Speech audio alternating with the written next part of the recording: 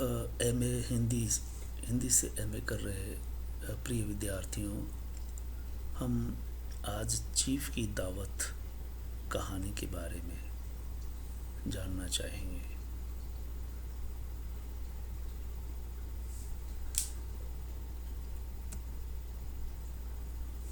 हम अब तक जान चुके हैं चीफ की दावत के रचनाकार भीष्म साहनी, जो जिनका जीवन परिचय हमने देखा।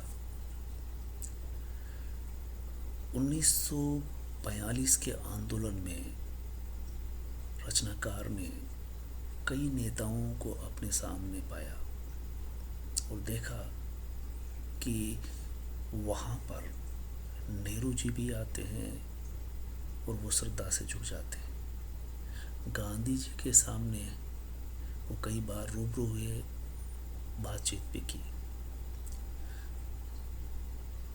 आप गांधी जी से इतने प्रभावित हुए कि खादी पहनना आरंभ कर दिया और गर्व के साथ खादी पहनते रहे कि आए और मुझे कोई गिरफ्तार करे। इस जोश के साथ वे सड़क से, मोहल्ले से गुजरते, लेकिन किसी ने गिरफ्तार नहीं किया। उन्होंने 3 काम किए एक साथ। कांग्रेस पार्टी का कार्य किया, कॉलेज में संविदा पर अध्यापन कार्य किया और ड्रामा भी करते थे, यानी नाटक में मंचन का कार्य करते। व्यापार में आप कमीशन एजेंट का काम करते, खासकर पिताजी जो काम करते थे बताते थे। आप उसी दौरान मार्क्सवादी विचारों से प्रभावित हुए, रजनी पामदत्त की पुस्तक का अध्ययन किया और पाया कि वो विचारों से मार्क्सवादी होने लगे। उस दौर में सांप्रदायिक दंगे हो रहे थे, ये अपनी आंखों से देखा और आगे चल करके तमस उपन्यास साकार होता है।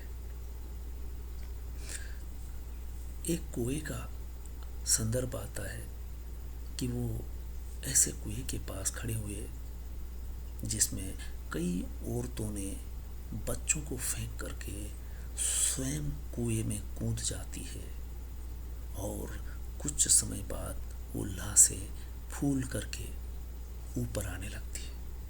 तब उनके पति कुएं पे जा करके उनको पहचानने का प्रयास करते थे। आप कई साहित्यकारों से प्रभावित हुए। जैनेन्द्र का त्यागपत्र उपन्यास पढ़ा, आगे का शेखर एक जीवनी, वो प्रेमचंद के गोदान को पढ़ कर के उसके नायक होरी को किसानों में अपने आमने सामने देखते। इस तरह से भीष्म साहनी रचनाकार बनते हैं। आपकी समीक्षित कहानी चीफ की दावत को समझने से पहले हमें चाहिए कि उसका सारांश देख समझ लिया जाए। इसमें मुख्यतः 3-4 पात्र है, लेकिन एक नाम उभर करके आता है, शामनाथ। ये शामनाथ का घर है जो सुबह से ही जदोजहद में है और बड़ी तैयारी में जुटा हुआ है, पति और पत्नी दोनों ही, क्योंकि आज शामनाथ का चीफ घर पर आने वाला है। उन्होंने एक दावत दी है और उस दावत को इस तरह से प्रेजेंट करना चाहते हैं कि चीफ खुश हो और उसका प्रमोशन हो जाए। इसलिए शामनाथ सुबह से ही चाक चौबंद होकर के सफाई करना, सामानों को इधर उधर करना, इस तरह से पति पत्नी दोनों लगे हुए। और जो कोई भी फालतू सामान दिखाई देता या कम से कम दावत के दिन जिसकी ज़रूरत नहीं थी वो फालतू था, और ऐसा फालतू सामान अलमारियों में और अलमारियों के पीछे धकेल दिया गया। उसी समय शामनाथ को याद आता है कि माँ का क्या होगा, माँ को कहाँ रखा जाए। माँ पार्टी में एक तरह से फालतू सामान की तरह थी। कहानीकार ये कहना चाहता है कि हर सामान जो फालतू था वो छुपाया जा रहा था। उसी समय माँ की याद आती है कि अब माँ का क्या करें, क्योंकि माँ को कहाँ रखा जाएगा।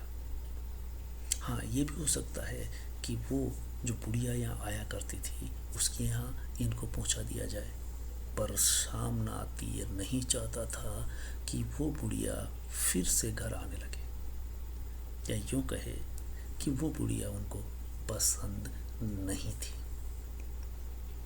दोनों मियाँ बीवी में फालतू सामान को इधर उधर करने को लेकर के बहस होती है, पर बहस करने का ये मुद्दा नहीं था, समस्या का हल ढूंढना था और माँ का क्या किया जाए।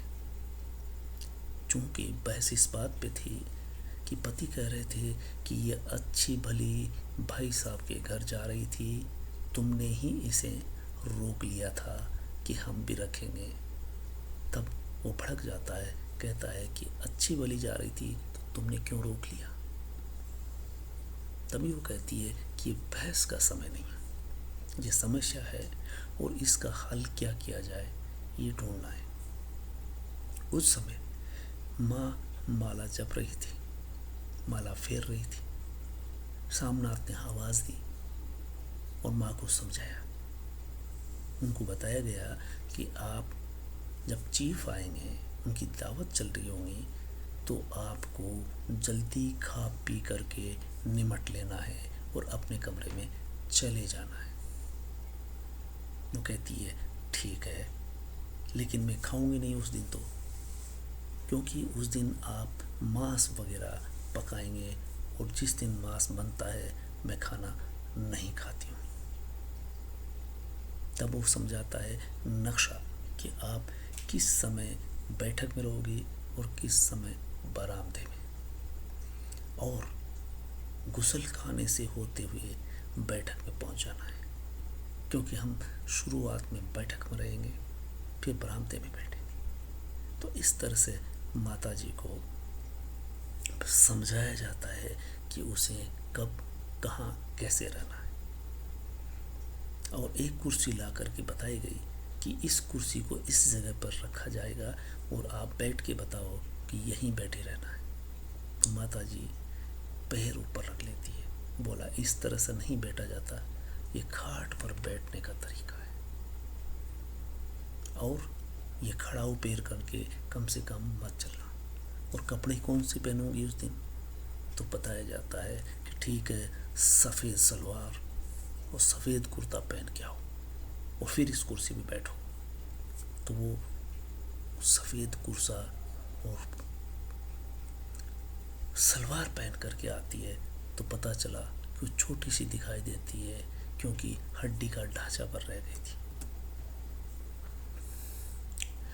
बेटा दरअसल चीफ की दावत में हर तरह से तरतीब चाहता था, व्यवस्था चाहता था, इस तरह से दावत देना चाहता था कि कोई भी ऐसी वैसी बात ना हो जाए जिससे चीफ नाराज हो सकता। और वो खुंदक में कह देता है कि न जाने क्यों माँ का भी एक तरह से झमेला ही रहेगा। फिर वो पूछ लेता है कि ठीक है, ये सफ़ेद कपड़े ही ठीक रहेंगे, अब तुम चूड़ियाँ वूड़ियाँ भी कुछ पहन लो हाथ में, हाथ नंगे भी अच्छे नहीं लगेंगे। तो कहती है बेटा चूड़ियाँ तो उसी वक्त बिक गई थी जब तुम्हें पढ़ाया लिखाया गया था, उसी खर्चे में चूड़ियाँ बिक जाती हैं।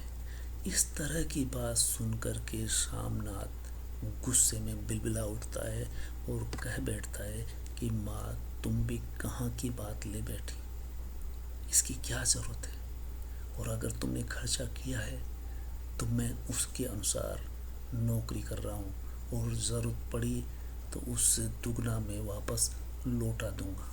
इस बात को माँ कहती है कि नहीं बेटा, मेरे मुंह में आग लगे